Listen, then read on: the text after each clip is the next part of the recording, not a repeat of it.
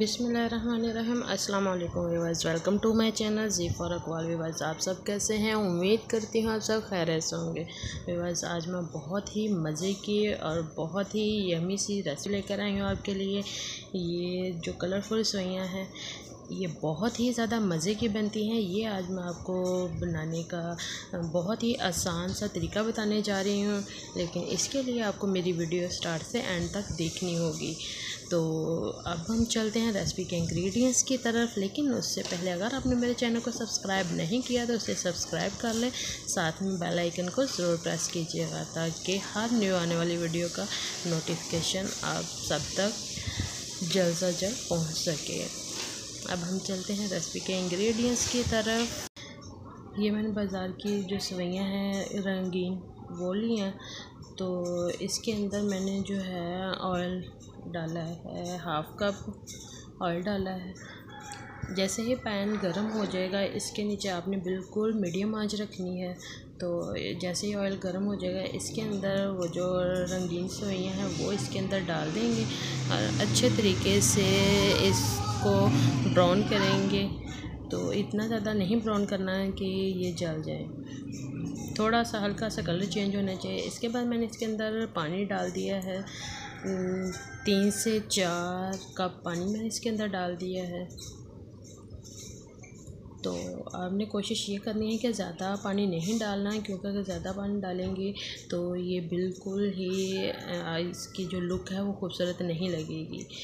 तो जैसे कि आप देख रहे हैं, आपने पहले देखा होगा कि मैंने 3 कप डाले हैं। अब ये 4 कप, टोटल मैंने 4 कप पानी डाला है। इसके अंदर चीनी मैंने 1 कप डाली है।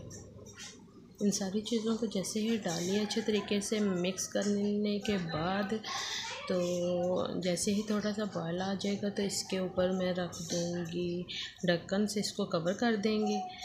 तो फिर ही अच्छे तरीके से गलेंगी, वरना ये कच्ची रह जाएंगी।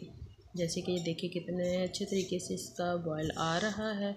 तो हम इसको दरमियान में इसका ढक्कन हटा के देखेंगे कहीं ये नीचे लग के जल नहीं जाए। तो थोड़ा सा पानी जैसे ही कम हो गया है, आपने देखा होगा कि पहले कितना था। तो अब मैंने इसका जैसे ही पानी कम हुआ इसके अंदर मैं अच्छे तरीके से चम्मच चला दूँगी। आप देख रहे होंगे कि देखने से ये लग रहा है कि अभी ये गली नहीं है, अभी ये कच्ची हैं। तो फिर इसके ऊपर ढक्कन दे देंगे। तो दरमियान में, जैसे कि मैंने आपको स्टार्ट में ही बताया है कि दरमियान में हम इसका ढक्कन हटा के देखेंगे, क्योंकि चीनी हमने इसके अंदर डाली है तो ये नीचे से लग के जल जाएगी। चम्मच चलाने से ये होगा कि ये नीचे लगेगी नहीं और एक जान होकर पकेगी। तो आप चाहें तो ऑयल की तादाद कम भी रख सकते हैं, लेकिन मैंने जैसे कि आप देख रहे हैं ऑयल और चीनी की मकदार इतनी ज़्यादा नहीं रखी।